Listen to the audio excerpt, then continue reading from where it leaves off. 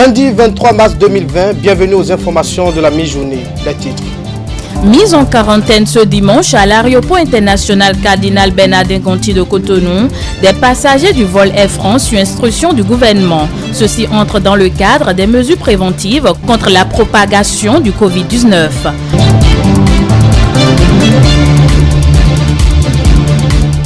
Le Covid-19 était au cœur des échanges sur votre émission L'Entretien de ce dimanche. L'invité de Théodule Onsa est revenu sur les symptômes et mesures préventives pour éviter ce mal.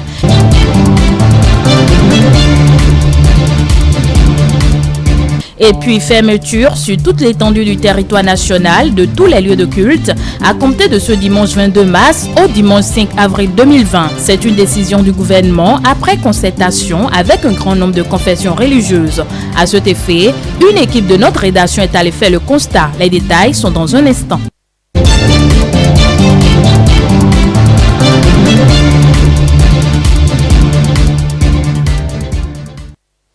Merci de nous préférer pour vous informer. Ce dimanche 22 mars 2020, à l'aéroport international Cardinal Bernardin Gontier de Cotonou, les passagers du vol Air France ont été mis en quarantaine sur les instructions des autorités béninoises. Il s'agit des mesures pour éviter une éventuelle propagation du Covid-19 au Bénin. Isaac Adjé, Jean-Marie Kedolo. Le gouvernement fait montre de rigueur dans la procédure de mise en quarantaine des voyageurs. Le ministre de la Santé et sa suite étaient ce dimanche 22 mars à l'aéroport international Cardinal Bernardin Gontier. Comme on peut le constater, nés bien protégés, ils attendent d'accueillir les premiers venus. Passé l'étape des formalités administratives, les passagers tout aussi bien protégés sont reçus puis conduits dans des hôtels de la place pour leur confinement. Dans le processus de leur convoyage, les règles de distance sont respectées. Pas plus de 16 passagers par bus. Ce passager qui a bien voulu se prêter à nos questions salue la justesse de l'opération. Pour lui, même en quarantaine, la technologie nous facilite les échanges avec nos proches. Je suis très touché, très flatté, d'autant plus que bon, je ne suis pas béninois, mais j'adore le Bénin parce que c'est un pays à côté de mon pays que j'aime beaucoup. J'ai beaucoup d'amis béninois, footballeurs, ministre de la Jeunesse et des Sports. Donc voilà, maintenant, c'est vrai que là on parle de la vie, on parle de notre vie à nous, la santé est plus importante que tout ce qu'on a fait. Donc voilà, je pense que les précautions que les Béninois ont prises, c'est très important. Et je pense que bon, on prie tous pour que le plus tôt possible, pour que ce virus puisse nous laisser tranquilles. Parce que bon, c'est vrai que le monde s'est arrêté. Je viens de Paraguay, c'est très très loin. Je fais Asunción, Sao Paulo, l'aéroport. Je ne peux pas vous dire, arriver à Paris, c'est inadmissible ce que je vois. Donc maintenant, restons chez nous, protégeons-nous et on verra ce que ça va donner. Mais bon, le plus important, c'est qu'il faut que le virus nous laisse tranquilles. Bah écoute, je suis habitué à ça, je suis footballeur, donc j'aime plutôt passer plus de temps à la maison. Mais bon, ce qui va être difficile, c'est que je ne suis pas avec ma famille. Mais bon, il y a le WhatsApp, il y a le FaceTime, donc je vais essayer de les appeler toutes les heures et voilà. Mais bon, quarantaine à Lomé comme au Bénin, je me sens comme béninois, donc ça me va, ça ne me dérange pas du tout. Le gouvernement, après concertation avec un grand nombre de confessions religieuses, a décidé de la fermeture sur toute l'étendue du territoire national de tous les lieux de culte à compter de ce dimanche 22 mars au dimanche 5 avril 2020. Une équipe de la rédaction est allée faire le constat de quelques lieux de culte à Cotonou. Le constat est bien perceptible. Le mot d'ordre a été suivi dans les lieux de culte sillonnés. Latifou Boni, Aliou Antoni pour le compte rendu. Raphaël Tolofon est un fidèle catholique et habitué de la paroisse Sainte-Thérèse d'Avila Gancon, située dans la commune d'Abomey-Calavi. Comme tout autre fidèle, il a été informé du message de la conférence épiscopale du Bénin sur les mesures pour endiguer le Covid-19, invitant notamment les diocèses à suspendre jusqu'à nouvel ordre des célébrations eucharistiques. Comme tout fidèle, ça a été très difficile parce que déjà, les premières fois qu'on ne devrait pas faire la paix du Christ, ça a été un choc. Après, cesser la messe, c'est encore un deuxième choc. Bon, c'est difficile. C'est difficile parce que chez nous en Afrique, on vivait ensemble avant. Bon, maintenant, c'est la maladie qui a voulu que chacun reste dans son coin. Donc on ne peut rien. Vraiment, ça n'a pas du tout été facile parce que et aussi c'est une période qui nous permet, nous les chrétiens, d'être un peu plus proche de Dieu. Nous profitons de ce moment, demander la pénitence de nos péchés. C'est le moment où Dieu profite de ce moment pour nous racheter de plus. Donc ça n'a pas été du tout facile pour nous, mais vu que c'est pour notre bien, c'est pour notre santé, on a accepté ça comme ça. Mieux, la disposition va s'étendre à la catéchèse, aux exercices de piété, au rassemblement des associations, des mouvements de spiritualité, d'action et bien d'autres. Même si l'utilisation des confectionnaux est suspendue, il est toutefois important de nuancer. Les autres jours, par rapport à ce que notre évêque a dit, c'est qu'il a actualisé la décision de la conférence d'arrêter les messes, mais il nous a autorisé à célébrer les messes des jours ordinaires qui ne drainent pas du monde. Conscient des risques de la pandémie, il s'avère nécessaire de suivre rigoureusement les préventions. C'est respecter d'abord la décision épiscopale et après exhorter les frères et sœurs à rester en communion de prière pour pouvoir apporter le soutien à ceux qui sont loin et qui ont eu des difficultés. Chaque fois, on doit suivre les mesures du gouvernement, non? Laver les mains, se protéger, mettre les lieux propres. C'est vrai, c'est difficile pour eux de rentrer, c'est difficile pour nous de rentrer totalement dans cette décision, mais on est obligé de le faire pour éviter la scène qu'on observe dans les autres pays qui sont vraiment touchés. Et donc de suivre le reportage de Mathieu Bocon sur la décision de la conférence épiscopale qui interdit les célébrations eucharistiques. Revenons à présent sur le communiqué du gouvernement qui fait part de la fermeture sur toute l'étendue du territoire national de tous les lieux de culte à compter du dimanche 22 mars au dimanche 5 avril 2020. Je vous le disais à l'instant, une équipe de notre rédaction est allée faire le constat de quelques lieux de culte à Cotonou. Le constat est bien perceptible. Le mot d'ordre a été suivi dans les lieux de culte sillonnés. Latifou Boni, Aliou Anthony pour le compte rendu. L'Église catholique avait pris les devants en suspendant les célébrations eucharistiques. Cette fois, la décision est encore plus drastique et concerne toutes les confessions religieuses. Elles doivent toutes mettre la clé sous le paillasson. Mosquées, temples et autres lieux de culte fermés, des communiqués conjoints, gouvernements, organisations confessionnelles ont été publiés à cet effet. Une conséquence de l'impossibilité de l'application des mesures édictées par le gouvernement dans les lieux de culte. Pour contrer Covid-19, surnombre, proximité, promiscuité, contact, le lavage des mains, rien n'est praticable dans ces lieux. Le risque est grand. Les concertations ont permis au gouvernement d'avoir l'assentiment de toutes les confessions et depuis dimanche 0h, ce 22 mars jusqu'au 5 avril, les lieux de culte resteront fermés. Face à la menace, l'effectivité de l'application de la décision ne devrait souffrir d'aucune résistance. Nous ne pouvons rien contre la loi de celui qui détient le pouvoir, surtout qu'il le fait pour notre bien. Nous devons l'accompagner, c'est strictement tout de suite, nous devons l'accompagner.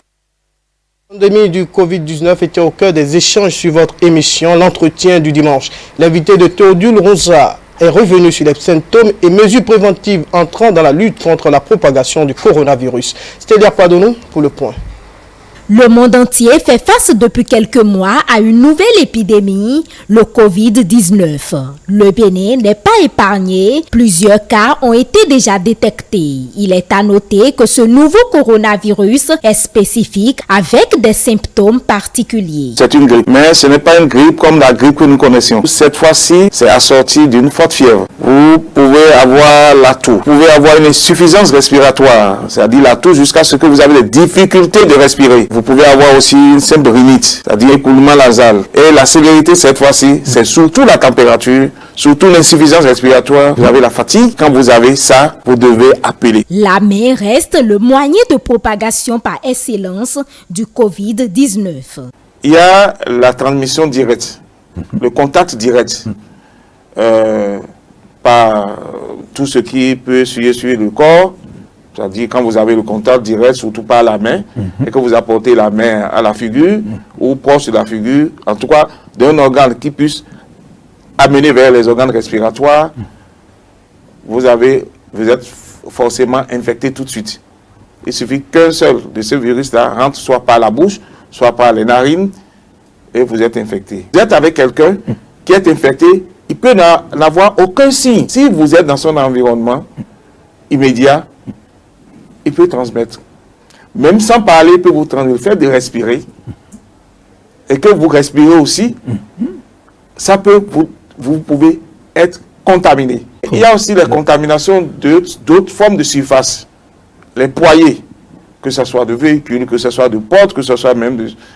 Si la durée de passage de celui qui est infecté et qui, dans une solution, s'il a la sueur, tout et tout, il touche, et il laisse là, vous mettez la main sur une table, vous êtes infecté. Pour le métaphysicien Raimi Amoussa, le Covid-19 ne constitue pas une malédiction, mais une occasion pour toutes les nations de collaborer. Les pauvres sont davantage plus pauvres et les riches sont davantage plus orgueilleux envers les pauvres. Il faut le niveau. Cette maladie nous dit, nous sommes tous au niveau. Actuellement, il n'y a pas à faire de je suis grand, je suis petit. La mort ne connaît pas la richesse ni la pauvreté. Seulement qu'il y a des différences quand on a les moyens pour aborder les maladies. Tout le problème est là. Alors, le devoir consiste à ce que celui qui en a plus vienne au secours de celui qui n'en a pas. Qu'est-ce qu'on nous demande de faire aujourd'hui? De laver les mains avant de rentrer même partout. Donc, vous devez présenter les deux paumes, c'est-à-dire qu'en êtes-vous? Dans quelle situation vous êtes karmiquement? C'est dans ça que nous sommes. Les seigneurs du karma jugeront nous tous, quel que soit ce que nous sommes, quel que soit notre titre, suivant les paumes de la main et suivant le front, le visage. C'est pour vous dire quoi? C'est une maladie qui est en même temps une bénédiction. Il ne faut pas prendre ça comme une malédiction. Parce que c'est un test humanitaire. La survie par rapport à cette maladie ne dépend pas de l'État. Elle dépend de nous-mêmes, notre responsabilité, notre vigilance permanente, individuelle. À respecter ce qu'on nous dit de respecter. Absolument. Respecter les différentes mesures de prévention, c'est s'engager résolument dans la lutte contre la propagation du Covid-19. Autre élément dans ce journal, le président de la Commission électorale nationale autonome, Emmanuel Tiando, a convié ce samedi les responsables des 8 partis politiques ayant obtenu leur récépissé provisoire à une séance de travail. L'autorité a fait part des observations constatées dans les dossiers de candidature après la phase d'enregistrement. Les responsables de partis politiques ont 3 jours ouvrables pour mettre à jour leur dossier conformément à l'article 41 du Code électoral. Isaac Adji. Après plusieurs jours de traitement de fond des dossiers de candidature des partis politiques par les commissaires de la Sénat, plusieurs irrégularités sont constatées dans les dossiers. Les observations compilées dans un dossier comprennent 5 grands volets. Chaque parti recevra un dossier comprenant la synthèse des observations de vérification de complétude de la liste et des dossiers de candidature. Nous vous remettrons aussi la synthèse des observations de l'examen des dossiers de la pièce et des pièces de la déclaration de candidature. Nous vous remettrons la synthèse de vérification de concordance entre les noms sur la déclaration de candidature et les dossiers déposés. Quatrièmement, nous allons vous remettre les cas de doublons intra- et interpartis. Malgré les séances de sensibilisation de la Commission électorale nationale autonome, des fautes de doublons constatées lors des législatives dernières sont encore reprises. Le clou, c'est la présentation de candidatures des mineurs. C'est-à-dire qu'il y a des partis qui, à l'intérieur de leur liste, ont fait des doublons. C'est-à-dire que M. Abou est candidat dans le 3e arrondissement de Parakou. Il est encore 3e titulaire ou 4e titulaire dans le même arrondissement. Les cas d'inscription de mineurs sur les listes de candidature, le procureur n'aime pas ça et il a dit qu'il ne faut pas inscrire les mineurs, c'est-à-dire des gens qui ont moins de 18 ans. Le code électoral dispose que les insuffisances constatées doivent être remédiées dans un délai de 72 heures ouvrables. Les 8 partis politiques en lice ont donc à compter du lundi 23 mars à 8h au jeudi 26 mars à 18h30 pour se mettre à jour. À leur sortie, les responsables de partis politiques concernés affirment avoir déjà anticipé sur les faits et s'engagent à tenir dans le délai légal. On les écoute. En matière d'études de fond, nous avons 2 petites corrections à faire. Elles seront faites le plus rapidement possible pour qu'on puisse déposer. De toute façon, c'est une satisfaction déjà pour nous quand nous avons reçu tout à l'heure notre dossier, le dossier de l'Union progressiste. Et je l'avais déjà dit lors du dépôt des dossiers ici à la Sénat que c'est le résultat du travail d'une équipe, d'une organisation mise en place donc par les responsables du parti. Et cela se confirme de toutes les façons et de plus en plus cela se confirmera. Ce sont de nouvelles observations. Le document n'est pas volumineux et je pense que l'intérieur aussi devait permettre qu'on puisse faire face. Et je n'ai pas fait lecture de ce qui a été notifié, je ne peux rien dire, mais j'espère que tout devait aller bien parce que nous allons travailler d'arrache-pied et respecter selon la loi les 112 heures. Nous sommes très heureux d'avoir pris part à cette séance où la Sénat nous notifie officiellement les observations liées à notre dossier déjà reçu ici il y a quelques jours. Et donc il nous reste d'aller l'améliorer, de compléter des choses. Et puis la Sénat s'est portée entièrement disposée aussi à ce qu'on échange au fur et à mesure. Donc s'il y a des choses que nous ne comprenons pas, c'est que déjà dès demain nous pouvons encore revenir chercher à savoir pourquoi est-ce qu'il y a eu ça, pourquoi est-ce qu'il n'y a pas eu ça. Parce que c'est les hommes et les machines qui travaillent. Et donc c'est vite arrivé les erreurs qu'on peut imputer à d'autres pendant que ce n'est pas forcément le cas. Nous avons pris des précautions. On avait 985 observations et déjà avant de venir ce soir, nous sommes presque à jour. Il ne nous reste que 15 cas sur les 985. Mais là, nous venons encore de recevoir quelques cas de doublons que nous allons corriger. Je crois que ça ne posera aucun problème dans les 72 heures. Si tout va bien, lundi, nous pouvons même venir combler tout. Toutes les listes ont eu de reproches et puis nous nous estimons heureux par rapport à ce que nous avons vu chez les autres. Donc en tant que grand parti de Bénin, nous devons avoir des petits problèmes, nous allons les surmonter et très facilement. Quand les hommes travaillent, ça ne peut jamais être comme la main de Dieu parce qu'aucune œuvre humaine n'est parfaite. Hein? Donc les erreurs qui s'y sont glissées, les différents cas que la Sénat a pu constater après dans son travail minutieux, n'est-ce pas, nous ont été relevés. Nous allons travailler à rester dans le délai. C'était le journal de la rédaction. Merci de l'avoir suivi. La prochaine édition du journal présenté, c'est 19h45. À bientôt.